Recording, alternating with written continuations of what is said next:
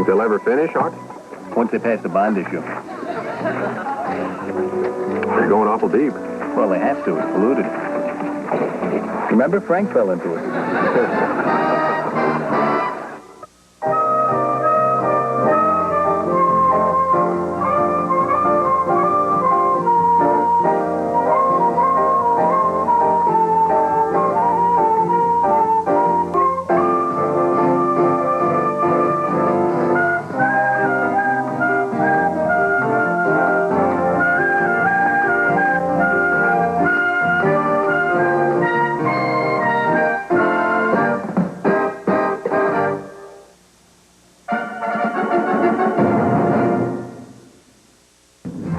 Channel 5's 10 at 10. News, weather, and sports in the first 10 minutes. Are we keeping you up yet? You're watching Channel 5. Charges of sexual misconduct that could ruin the chances of a presidential candidate. This time, Bill Clinton. Once again, it raises the same old question. When should the private life of a politician become fair game for the media? Especially when the story has not been confirmed. This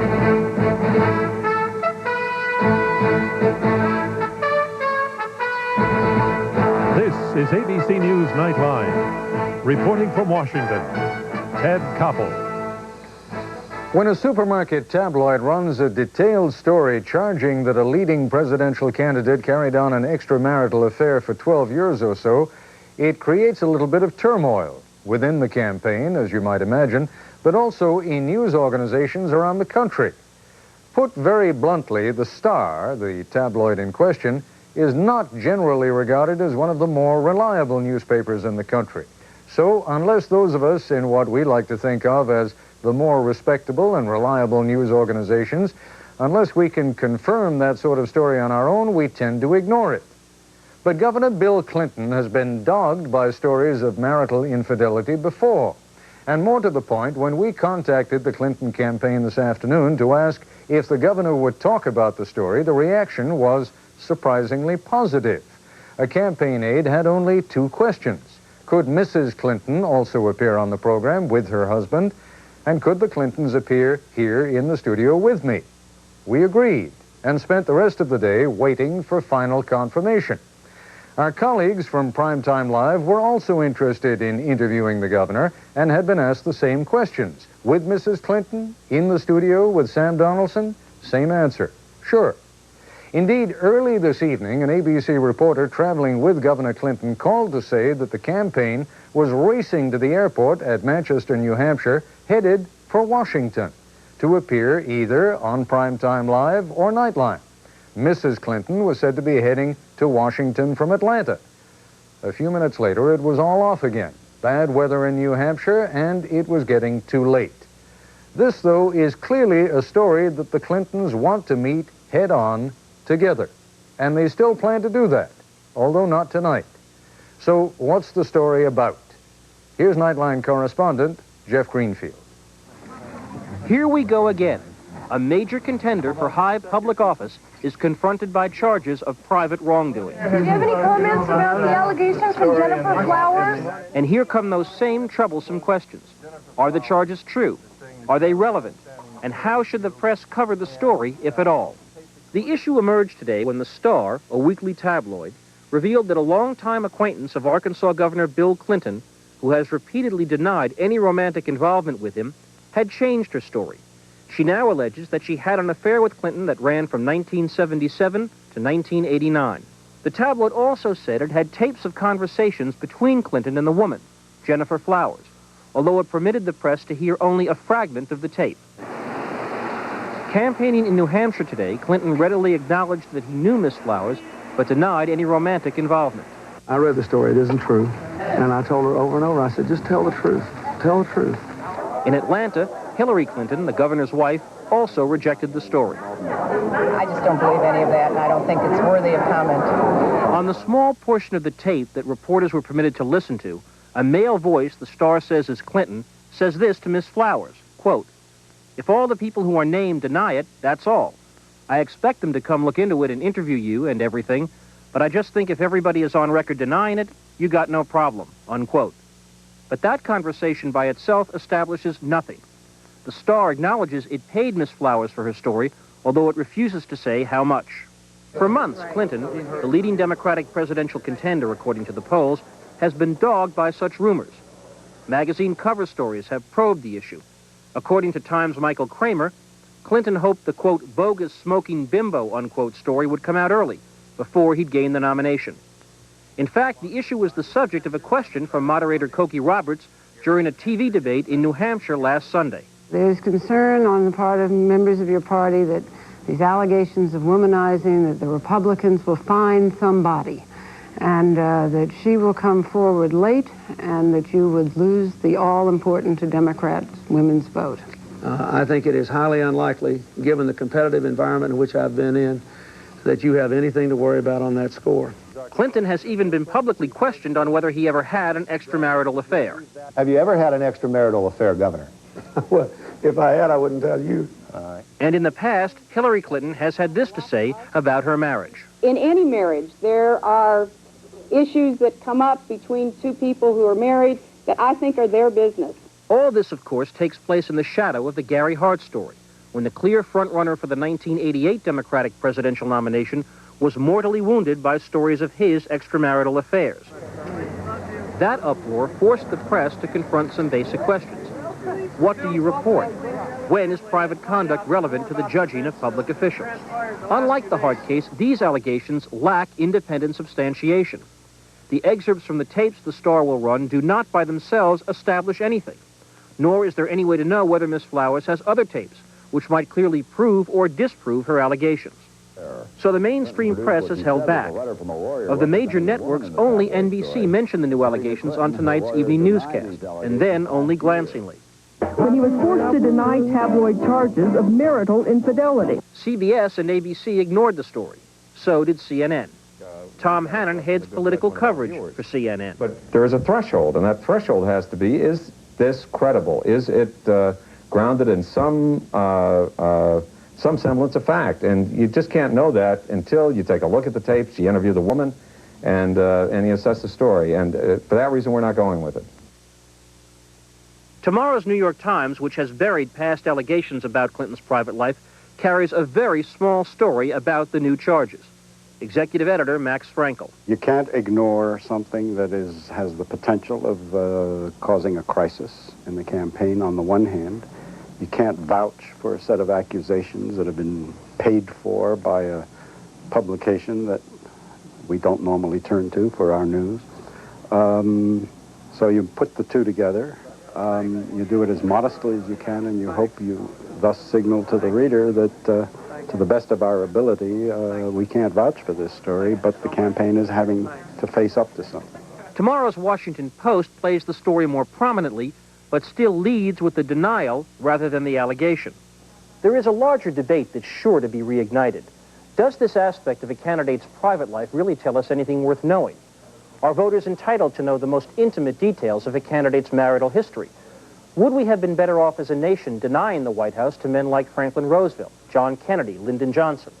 But right now, there's a more immediate question to face. Will the candidate and the press put this issue behind them, or will a vexing question about private conduct once again throw a giant shadow over our public life? I'm Jeff Greenfield for Nightline. When we come back, we'll be joined by a media critic who says he approaches the Clinton story with a sense of both regret and disgust, by a political consultant whose firm is advising Bill Clinton, and by an expert on politics and the media who says a candidate's private life should become an issue only when it calls into question his fitness for office. This is ABC News Nightline, brought to you by Charles Schwab. Today, Tech-Tread Shoe Corporation announced a major retail expansion in 25 U.S. cities. When I see a company that looks like a good investment, I check it out myself. We make it easier to follow your own lead. At Charles Schwab, I can get quotes, financial news, and when I make a trade, commission savings. Always there to give you just the help you need. Help yourself at Schwab today. Did you know the cost of 2 business calls from these San Diego pet stores to Dallas may surprise you? Of course they're easy to beat. With AT&T long distance, your small business can get the quality you trust at extremely competitive prices. They really do make perfect pets. Even though the other company would like you to believe, they always save you lots of money. That's my big savings? That's it. Not exactly the catch of the day. Competitive price, another AT&T advantage. This is it, your last chance to get a brand new Ford Ranger for only $9,085. That's a great price on America's favorite sport truck, loaded with a sliding rear window, AM/FM stereo, chrome rear step bumper, and more. But hurry, this special offer is only for a limited time, and this may be your last chance to get a fully equipped Ford Ranger for only $9,085. See your local Ford dealer now, because this is your last chance. Why are these men listening to this tape? They're sex offenders being reprogrammed so they won't attack again. Watch 2020 Friday. Joining us from our New York studio is Jonathan Alter, a senior editor and media critic with Newsweek magazine. From our Washington studio, Mandy Grunwald, a partner with a Democratic consulting firm that is advising Bill Clinton. And from Charlottesville, Virginia, Larry Sabato, a professor at the University of Virginia who's the author of Feeding Frenzy, How Attack Journalism Has Transformed American Politics. An example of the feeding frenzy, Professor? Absolutely, Ted. I think this is a classic case of lowest common denominator journalism. This is being driven by a sleazy supermarket tabloid. And since when did the New York Times, or for that matter Nightline, allow the subjects it covers to be driven by that kind of news organization? All right, so let me put you in the position then of managing editor. Pick your own newspaper. And you are now dealing with a story that has not simply appeared in the Star, it's appeared in a number of other places. Not this particular story, but the general accusations of marital infidelity. And here comes a new one, in some detail. You're going to ignore it? Yes, I think you do until you have the proof, until you have the evidence. As far as I'm concerned, these are nothing more than rumors and unsubstantiated allegations. Now, I don't know what the truth is. I have no idea whether any of these charges are in fact true, but I sure know I'm not going to trust the Star to tell me whether they're true. Jonathan Alter, you have made reference in articles that you have written to the sexual infidelity charges. To the best of my knowledge, none of them has ever been proved. That's right. There is no proof at this point. It's in the realm of rumor, and I think journalists are justifiably extremely uncomfortable in this area. The Star story today was something you held with asbestos mittens. You know, it was one of those radioactive stories that I don't think anybody really wanted to deal with. But to mix a metaphor, it's like a big elephant sitting in the living room, and when the entire campaign comes to a screeching halt over an issue like this, it's hard to avoid it completely. The challenge becomes to put it in context and not let it crowd out the truly important issues that people are desperate to hear more about from their politicians. Once it's out, though, Mandy Grunwald, is it ever possible to put it into that kind of perspective, or does it develop a sort of momentum of its own? Well, programs like this are not a help, Ted. This is the first program that Nightline has done on any topic relating to the Democratic presidential candidates. You haven't been talking about the middle class. You haven't talked about why Bill Clinton has captured people's imagination. Oh, no. Here you are. Wait a second. You're making a charge that's not accurate. We've done a number of programs on the middle class. We've done a number of programs on the issues, unemployment. You're quite right. We haven't done a program on Bill Clinton. But here we are just a couple weeks before the New Hampshire primary. People are about to go out there and vote. John's absolutely right. They have real concerns. And you're choosing, with your editorial comment, by making this program about some unsubstantiated charges that, as Larry said, started with a trashy supermarket tabloid, you're telling people something that you think is important. That's not context. You're setting the agenda, and you're letting the Star set it for you. All right, and I find that troubling. Good. Let me respond to you then, and I tried to put it in the proper context when I began the program. Up until the time that Governor Clinton was prepared to come on the broadcast tonight, or if not this one, to come on Primetime Live, up until it became quite apparent that the campaign fully intends to address the issue, we, I must tell you, were not going to run this broadcast as we are running it tonight. But if the governor intends to address the issue and the American news media hadn't even told the American public what the issue is, what's he going to be addressing? He's going to have to answer your questions because, as somebody said earlier in Jeff Greenfield's piece, there were 70 cameras out there. And if he wants to go out and talk about the changes he wants to have happen in this country and the tax cuts he wants for the middle class or anything else, he's not going to be able to do it because all of you are going to have a microphone in his face. And he's smart enough to know that he's going to answer that. He made a statement today. It was a very simple one. He said it wasn't true. And that's not enough for you, and he's going to have to give you a longer answer. Okay, he has said, Jonathan Alter, that this particular story is not true, but what has been a little bit puzzling is that whenever he is asked more generally speaking about marital infidelity, he has given sort of waffling answers which are not quite as I mean, whether it was the answer to Cokie Roberts, whether it was the answer to that television anchor who said, have you committed adultery? Even his wife has left the impression that there has been something over the last few years. Is that ultimately any of our business? Does it make any difference? Well, there are a couple of things. First of all, he said that in part so that he doesn't fall into the trap that Gary Hart fell into, where if these charges did happen to be true, he wouldn't be a liar and a hypocrite, because he's explained, and I think appropriately so, that like a lot of marriages, his had its ups and downs. So that puts him in a better position for contending with these charges. Is it any of our business? Fundamentally, I think things that happened a long time ago in this regard are not our business, but you don't know all the threads of the story. Say the Republicans planted this, and there was some evidence of that in last week's charges. That's some kind of a story. Say there were other compromising circumstances that involved jobs or something, and there are charges of that now as well. That could also potentially be some kind of story. So you can't simply write the entire thing off.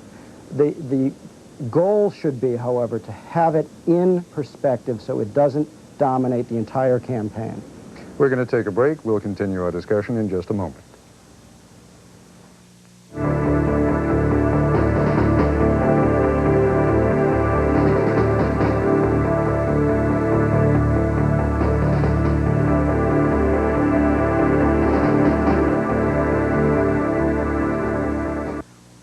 These slip down one more time.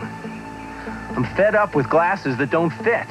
You don't have to put up with glasses that don't fit anymore, because at LensCrafters we have so many new ways to make glasses more comfortable. LensCrafters glasses fit your snug points with features like new snug fit hinges that hug your head and won't lose their gentle hold. LensCrafters, for that cushion of comfort you've always wanted. I never knew glasses could be this comfortable. LensCrafters, better fit for greater comfort. In about an hour. Now there's another way to plug into freshness. New Glade plug-in shell. Plug it in, plug it in. A new shell design and 2 new fresh scents. Plug it in, plug it in. It gently warms this refill cartridge for 30 days of freshness. Freshen up the air. Freshen everywhere. Plug it in, plug it in. Glade plug-ins and new Glade plug-in shell. Plug it in. From S.C. Johnson Wax. Harding, old money. Nice guy. Bogosian, pharmaceuticals, shoots in the low 80s. That's Vanderpool, oil, good backhand. Who's that? Turpin, gazillionaire. What's he like? He's smart. Stop by Betts Lexus Des Moines and see how smart driving an LS400 can be. When Ann Graff came back from lunch, her boss sniffed her clothing and she was fired. Why? Find out on 2020 Friday. Yesterday's quarterbacks on this year's Super Bowl. Tomorrow, predictions from Jack Kemp and Joe Theismann. Then 3 decades in jazz, Abby Lincoln. Tomorrow on Good Morning America. Continuing our discussion now with Professor Larry Sabato. You said something a little bit earlier in the program that I'd like to follow up on. You seem to be suggesting that the media should not be reporting a story until they have demonstrated it to be true. Is that what you meant to say? Until they have substantial evidence and proof. There's a difference between demonstrating that it is absolutely 100% true and having substantial evidence and proof. And I also think that that organizations shouldn't be taking their lead from a sleazy supermarket tabloid. Now, And that's the reason I raise the question is, what do you do if, for example, tomorrow President Bush holds a news conference and talks about that well-known pedophile and drug dealer Ted Koppel? Are my colleagues justified in quoting the president as having said it, whether or not they know it to be true? Well, I think certainly in that case, Ted, they would certainly quote the president as having said it and then immediately follow it up with 4 packages proving that he's crazy. Unless, of course, he was smart enough to do it, let's say, at 5:30 in the afternoon so that the evening news programs didn't have time to check it first. I mean, there are all kinds of examples. The media is replete with charges that are made by people and that are reported fully quoting the person who made the charge, but without having had the opportunity to check whether or not the charge is true. Ted, that's true, but you're ignoring the importance of judgment, of professional judgment. While many reporters like to deny that they are in fact professionals, I regard them that way, and I think lots of other people do as well. And they have to make professional judgments about what is important and relevant for the public to know. And some people justify this kind of sleaze by suggesting that they're elitist if they don't tell the public every shred that they know. Well, if that were true, the day wouldn't be long enough to contain 24 hours worth of constant news, because you know a great deal more than you tell. That's absolutely true. And if, for example, we were to make the decision that we're not going to report this because it's an unpleasant story, I'm not altogether sure whether the public would feel itself well served. Would the public, for example, Mandy Grunwald, have a right to know, and I understand this is hypothetical, if it turns out later on that these charges were true, would the public have a right to know, and would it make a difference if Governor Clinton has been covering up something he knows to be true? I think you're getting on the wrong subject here. The question is the one that Larry raised, which is your judgment here about who these sources are. You've forgotten in your example with President Bush about the question of money.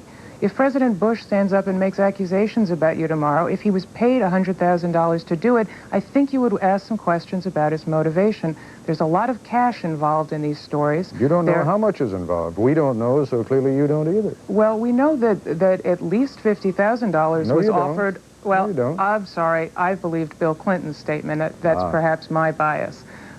We know that the Star has a record, let's put it that way, of paying money for stories, cash for trash. We know that's an element of this story, and I would think you'd be rather concerned before you write these allegations about a man who just might be a good president for this country at a time when we need somebody to make some changes.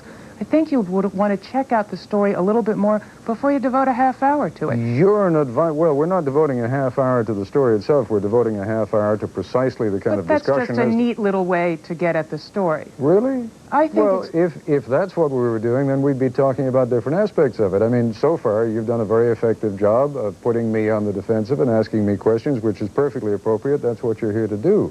But the question is whether a story like this deserves to be told, particularly at a time, and you are an advisor to this particular candidate. Let me ask you, if he asked your personal advice, and maybe he did, would you have told him to come on Nightline tonight and confront it, or to come on Primetime Live, or to go on the Brinkley Show on Sunday to confront it, or would you tell him to ignore it? First of all, I'm not an advisor to Governor Clinton. My partner is. But secondly, yeah, I think he will have to deal with these questions, not because he should and not because I think the American people care. I think they're much more interested in what kind of solutions he's offering, but because you reporters continue to care, he's not going to be able to get his message out until he answers the questions in a fuller way than he has already. I would like to believe that what he's said is enough. He said something rather rare already in this campaign. He and Hillary said that they haven't had a perfect marriage. I mean, there aren't a lot of candidates you've talked to who have admitted to not being perfect. I think that's a pretty good start. But they've also said that they've put that marriage back together and that their commitment is to each other and to this campaign and to the country. And I think that ought to be enough. I don't have enough faith in the press to believe that it's going to be. The press is not like a faucet that you can just turn on and off. People tend to think the press is one thing. It's many news organizations. A lot of people think that Geraldo is the press. So you're dealing with an essentially uncontrollable situation, which contributes to the sense of, I think, real sadness that a lot of reporters have about this, that this is the way life is in American politics now. So all we can do is kind of move ahead and try to put this new sense of the way things work in a context that gives them the right sense of proportion. Where Mandy might be right is that we all do, and I'm partially guilty of this myself, essentially get the details through customs as a media story. It is a media story, but we are also a little bit hypocritical in not admitting that we are, in fact, spreading it even when we discredit it. All right, Larry Sabato, we're down to our last minute. Are we better off then leaving the only reporting of these stories to the Stars and the other tabloids? And should we not do programs like this? I mean, I can assure you we're going to do them anyway, but I'd be interested in knowing what your point of view is. That's all right. Everyone ignores academics, Ted. But I think that you ought to do programs, but the programs ought to be based on evidence and proof that you've gathered of real offenses and offenses that matter, offenses that are relevant. And in addition to that, if you're going to do a story like this, a very useful angle to pursue would be to expose the rumor mongers, the people who are spreading the rumors. Already there have been printed stories in the New Republic and elsewhere suggesting that another Democratic campaign is in fact spreading these rumors. It seems to me that that is as newsworthy as the sleaze that's been dwelt upon tonight. That will come to life. I was going to say, I think you can count on it. I appreciate all of you joining us, and I hope next time you won't have second thoughts about joining us again. Thanks very much, Larry Sabato, Jonathan Alter, Mandy Grunwald. We'll be back in a moment with a program note. Recently, DuPont announced that its energy unit Conoco would pioneer the use of new double-hulled oil tankers in order to safeguard the environment.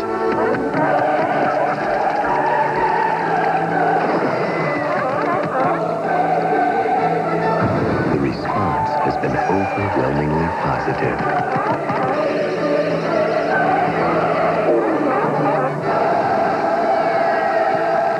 DuPont, better things for better living.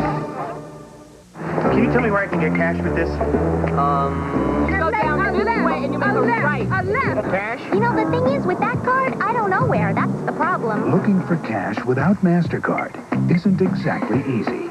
And there's a corset store there. Now you go through that corset store, they don't buy. But with MasterCard, you can get cash just about anywhere at nearly 200,000 bank branches and 60,000 ATMs. So count on MasterCard and master the moment. Third row. Hurry into Sears Brand Central for America's biggest appliance and electronics sale. Virtually all your favorite brands are on sale right now with great low credit options and Sears nationwide service. No wonder more people buy more top-name brands from the store they trust. You can count on this giant 21 cubic foot Kenmore refrigerator with adjustable shelves, now only $579.99 at Sears Brand Central. We're flattered that after 60 years, people still get impatient for the natural whole grain goodness. Roman meal bread. Kind of proves we've had it right all along. Roman meal. It's that good. I can't remember. It was something new. Nicoderm. Nicotine transdermal system. Yeah, it's called Nicoderm. Oh, yeah, the patch. Nicoderm, huh? Yeah, it's a patch. Nicoderm. Nicotine transdermal system. Tomorrow on 2020, an experimental program for rehabilitating rapists. That's our report for tonight. I'm Ted Koppel in Washington. For all of us here at ABC News, good night. Nightline is a presentation of ABC News. More Americans get their news from ABC News than from any other source. Saturday, the squeeze is on. You're a lot older now. You're not in the same shape you used to be. I'm going back into the uniform for 5 nights. And Tony hits the streets. I'd rather think and talk than shoot. The Commish, Saturday at 10, 9 Central. Winds will diminish overnight with a low in the teens.